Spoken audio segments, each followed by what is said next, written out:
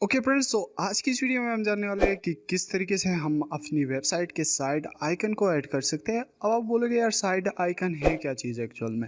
आपने देखा होगा जब भी हम कोई वेबसाइट ओपन करते हैं तो वहाँ पे हम देखते हैं कि भाई हमारे जो साइड आइकन होते हैं वहाँ पे हमारे पास एक लोगो बनाई होती है। जैसे कि लेट्स सपोज मैंने ओपन की है यूट्यूब की वेबसाइट, तो यहाँ पे आप सब देख सकते हो यहाँ पे एक लोगो बनी हुई है। तो इसको हम किस तरीके से अपनी वेबसाइट में ऐड करेंगे, तो चलो चलते हैं अपनी लैपटॉप की स्क्रीन पे एंड वहां पे देखते हैं कि किस तरीके से हम इसको ऐड करते हैं। So let's begin. तो थोड़ा सा और मजीद समझते हैं। तो यहाँ पे आप सब देख सकते हो ये जो जेम का लोगो है, अब यहाँ पे देख सकते हो इसको फाइबर आइकन भी कहते हैं। तो इसको हम किस तरीके से अपनी वेबसाइट की साइड पे ऐड करेंगे, जैसे कि अगर मैं आप सबको अभी अपनी वेबसाइट का विजिट करा देता हूँ तो यहाँ पे देखो अभी जेम का लोगो बना आ रहा है। बट जब हम अपनी लोगो यहाँ पे आइकन ऐड करेंगे तो उसके बाद हमारा ये जो मैक टू यू का लोगो है ये वहां पे आ जाएगा। तो इसके लिए मैं आ जाऊंगा अपीयरेंस में और अपीयरेंस में आके यहाँ पे मैं कस्टमाइज पे क्लिक करूंगा। अब मैं यहाँ पे कस्टमाइज पे क्लिक कर लेता हूँ। तो कस्टमाइज पे क्लिक करने के बाद मैं जेटा थीम यूज कर रहा हूँ। तो आपको ये ऑप्शन कहीं पे भी मिल सकता है। ये आपकी जो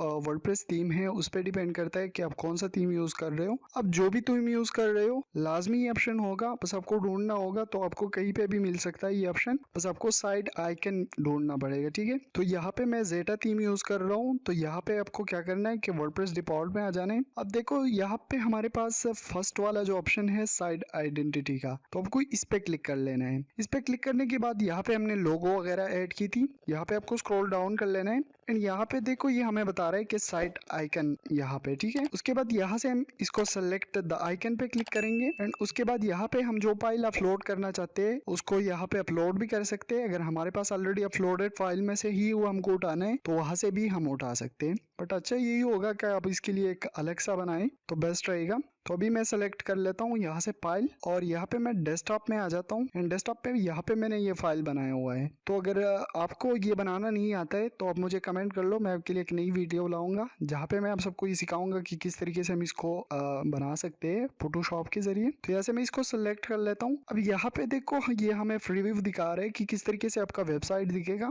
तो यहाँ से आपको फ्री व्यू मिल सकती है, आप इससे अच्छा खासा आइडिया ले सकते हो कि आपका वेबसाइट किस तरीके से दिखेगा। तो अगर आपको क्रॉप करना है इमेज तो यहाँ से आप क्रॉप पे क्लिक करके क्रॉप कर सकते हो।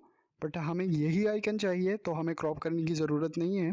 तो ऐसे मैं स्किप कर लेता हूँ। अब यहाँ से मैंने इसको स्किप कर लिया है और यहाँ से मैं इसको पब्लिश कर लेता हूँ। तो पब्लिश करने के बाद अगर मैं यहाँ से आ जाता हूँ अपनी वेबसाइट पे एंड इसको रिफ्रेश करा देता हूँ, तो रिफ्रेश करने के बाद यहाँ पे आप सब देख सकते हो जो हमारी लोगो थी वो यहाँ पे आ गई। तो इस तरीके से हम फेव आइकन या जिसको हम साइट आइकन कहते हैं उसको हम इस तरीके से ऐड कर सकते हैं। सो फ्रेंड, आई होप कि आप सबको वीडियो पसंद आई होगी। अगर वीडियो अच्छी लगी है तो वीडियो को लाइक कर दो एंड चैनल पे नए हो तो चैनल को लाजमी से सब्सक्राइब कर दो, क्योंकि इस टाइम आपकी सपोर्ट की हमें बहुत ज़्यादा ज़रूरत है। क्योंकि ज़्यादातर लोग तो वीडियो देखते हैं बट सब्सक्राइब नहीं करते, तो चैनल को लाजमी से सब्सक्राइब कर दो। Thanks for watching.